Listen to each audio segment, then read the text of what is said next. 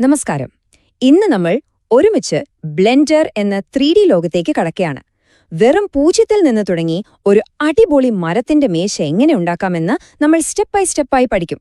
ഇത് വെറുമൊരു മേശ ഉണ്ടാക്കലല്ല, 3D മോഡലിംഗിന്റെ ഏറ്റവും പ്രധാനപ്പെട്ട ചില കാര്യങ്ങൾ പഠിക്കാനുള്ള ഒരു എളുപ്പവഴിയാണ്. ശരിക്കും എപ്പോഴെങ്കിലും മനസ്സിൽ തോന്നിയിട്ടുണ്ടോ, നിങ്ങളുടെ ഭാവനയിലുള്ള ഒരു സാധനം, അതൊരു കസേരയോ കാറോ എന്തോ ആവട്ടെ, അതിനെങ്ങനെ കമ്പ്യൂട്ടറിലെ ജീവൻ വെപ്പിക്കാൻ പറ്റിയിരുന്നെങ്കിലെന്ന്?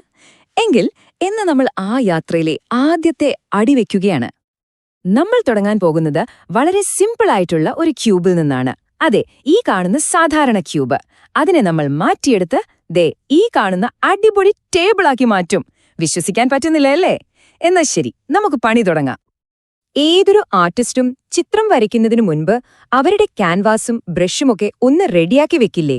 അതുപോലെ നമുക്കും നമ്മുടെ ഡിജിറ്റൽ ക്യാൻവാസായ ബ്ലെൻഡർ ഒന്ന് പരിചയപ്പെടാം. ഓക്കേ, ഇതാണ് നമ്മുടെ 3D ലോകം. ഒരു ശില്പി തന്റെ വർക്ക് എല്ലാ സൈഡിൽ നിന്നും നോക്കില്ലേ? അതുപോലെ നമുക്കും ഇതിനെ ചുറ്റിക്കിറങ്ങി കാണാൻ പറ്റണം. അതിന് മൗസിന്റെ നടുവിലുള്ള ബട്ടൺ ക്ലിക്ക് ചെയ്ത് പിടിച്ചാൽ വ്യൂ തിരിക്കാം. ഷിഫ്റ്റ് അമർത്തിപ്പിടിച്ച് അതേ ബട്ടൺ നീക്കിയാൽ പാൻ ചെയ്യാം. സ്ക്രോൾ വീൽ മുന്നോട്ടും പിന്നോട്ടും തിരിച്ചാൽ സൂം ചെയ്യാം. ഇതൊന്ന് ട്രൈ ചെയ്ത് നോക്കൂ. വേണമെങ്കിൽ ഇവിടെ ഒന്ന് നിർത്തി ഈ കൺട്രോളുകൾ ഒന്ന് കയ്യിലൊതുക്കിയിട്ട് മുന്നോട്ട് പോകാം. നമ്മൾ ബ്ലെൻഡർ തുറക്കുമ്പോൾ തന്നെ അവിടെ ഡീഫോൾട്ടായി ഒരു ക്യൂബ് ഉണ്ടാകും. പക്ഷെ നമ്മൾക്കെല്ലാം ആദ്യം മുതൽ തുടങ്ങാം. അതാണ് അതിന്റെ ഒരു രീതി.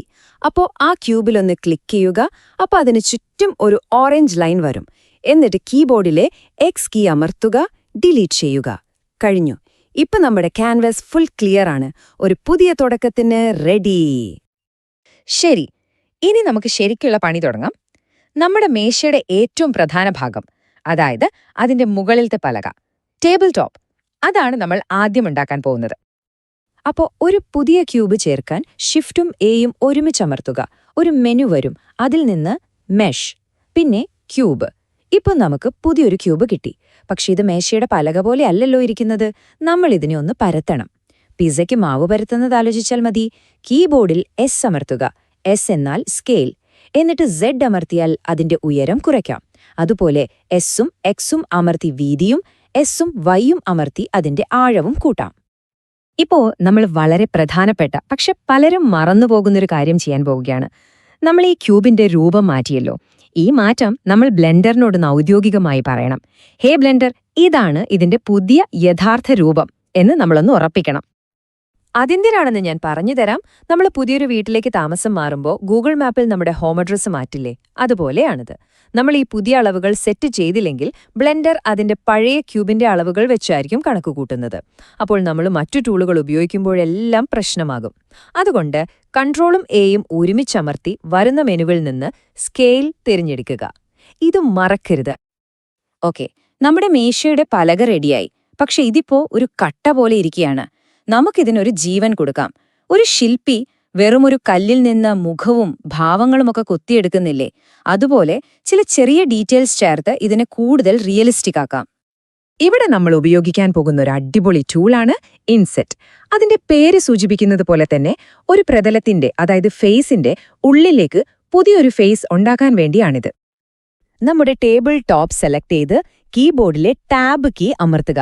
അപ്പോൾ നമ്മൾ എഡിറ്റ് മോഡിലേക്ക് മാറും. ഇനി കീബോർഡിലെ 3 അമർത്തിയാൽ നമുക്ക് ഫേസുകൾ സെലക്ട് ചെയ്യാം. എന്നിട്ട് മേശയുടെ അടിയിലത്തെ ഫേസിൽ ക്ലിക്ക് ചെയ്യുക. ഇനി ഐ കീ അമർത്തി മൗസ് ചെറുതായി ഉള്ളോട്ട് നീക്കിയാൽ അവിടെ ഒരു ബോർഡർ പോലെ വരും. ശേഷം ഈ കീ അമർത്തി ആ പുതിയ ഫേസിനെ ചെറുതായി മുകളിലേക്ക് തള്ളുക. കണ്ടോ, ഇപ്പോൾ അതിനൊരു ചെറിയ കനവും ഭംഗിയുമൊക്കെ വന്നു. മേശയുടെ മുകൾ ഭാഗം റെഡി. ഇനി അതിന് നിൽക്കണ്ടേ? അപ്പോൾ നമുക്കതിന് നല്ല ഉറപ്പുള്ള 4 കാലുകൾ ഉണ്ടാക്കി വെച്ചുകൊടുക്കാം. ഇതോടെ നമ്മുടെ മേശയ്ക്ക് ഒരു പൂർണ്ണ രൂപമാകും.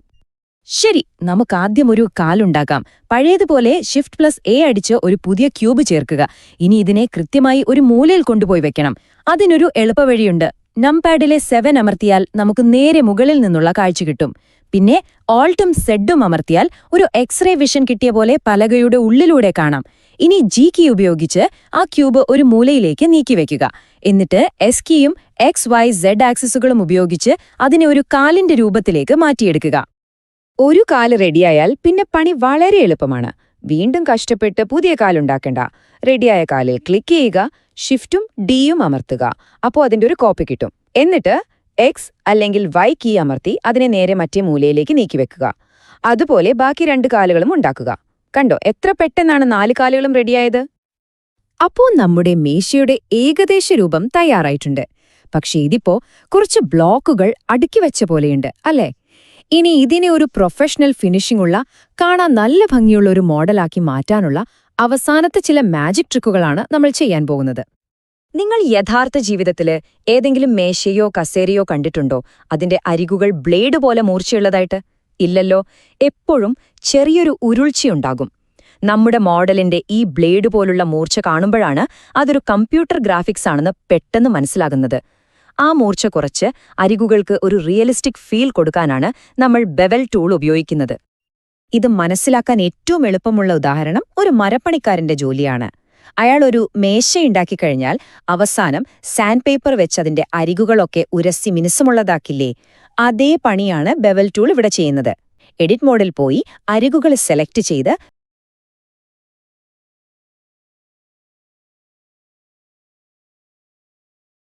കൺട്രോളും ബിയും അമർത്തിയാൽ മതി.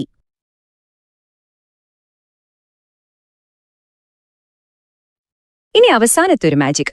ഇടതുവശത്ത് നോക്കൂ, നമ്മുടെ മോഡലിന് ഇപ്പോഴും ചെറിയൊരു പരുക്കൻ ഭാവമുണ്ട്. എന്നാൽ എല്ലാ ഭാഗങ്ങളും സെലക്ട് ചെയ്ത് റൈറ്റ് ക്ലിക്ക് ചെയ്ത് ഷെയ്ഡ് ഓട്ടോ സ്മൂത്ത് എന്ന ഓപ്ഷൻ കൊടുത്താൽ ബൂം, വലതുവശത്ത് കാണുന്നത് പോലെ നല്ല മിനുസമുള്ള അടിപൊളി ഫിനിഷിംഗ് കിട്ടും. എന്തൊരു വ്യത്യാസമാണ് നോക്കിക്കേ. അടിപൊളി! നിങ്ങൾ നിങ്ങളുടെ ആദ്യത്തെ 3D മോഡൽ വിജയകരമായി പൂർത്തിയാക്കിയിരിക്കുന്നു. അഭിനന്ദനങ്ങൾ! വെറുമൊരു ക്യൂബിൽ നിന്നാണ് നമ്മളിതുണ്ടാക്കിയത്. അപ്പോൾ ഈ ഒരു ചെറിയ പ്രോജക്റ്റിലൂടെ നിങ്ങൾ പഠിച്ച പ്രധാന കഴിവുകൾ എന്തൊക്കെയാണെന്ന് നമുക്കൊന്ന് വേഗത്തിൽ നോക്കാം. ഈ കാണുന്ന ഓരോന്നും 3D മോഡലിംഗിന്റെ അടിസ്ഥാന പാഠങ്ങളാണ്. 3D സ്പേസിൽ എങ്ങനെ കറങ്ങി നടക്കാം, ഒരു രൂപത്തെ എങ്ങനെ മാറ്റിയെടുക്കാം, അതിനെങ്ങനെ ഡീറ്റെയിൽസ് കൊടുക്കാം, പിന്നെ എങ്ങനെ അതിനെ മിനുക്കിയെടുത്ത് ഭംഗിയാക്കാം എന്നെല്ലാം നിങ്ങളിപ്പോൾ പഠിച്ചു കഴിഞ്ഞു. ഇത് നിങ്ങളുടെ ആത്മവിശ്വാസം ഒരുപാട് കൂട്ടിയിട്ടുണ്ടാകും അല്ലേ? ഒന്നോർക്കുക, ലോകത്തിലെ ഏറ്റവും സങ്കീർണമായ 3D മോഡലുകൾ പോലും തുടങ്ങുന്നത് ഇതുപോലുള്ള ലളിതമായ രൂപങ്ങളിൽ നിന്നും, ചെറിയ ചെറിയ പടികളിൽ നിന്നുമാണ്. നിങ്ങൾ ഇന്നൊരു മേശയുണ്ടാക്കി. ഈ അറിവ് വെച്ച് നാളെ ഒരുപക്ഷെ അതൊരു കസേരയായിരിക്കാം, അല്ലെങ്കിൽ ഒരു മുറി, അല്ലെങ്കിൽ നിങ്ങളുടെ ഭാവനയിൽ മാത്രം കണ്ടിട്ടുള്ള എന്തുമാകാം. അപ്പോ നിങ്ങളുടെ അടുത്ത സൃഷ്ടി എന്തായിരിക്കും? നിങ്ങളുടെ ഈ ക്രിയേറ്റീവ് യാത്രയ്ക്ക് എന്റെ എല്ലാവിധ ആശംസകളും.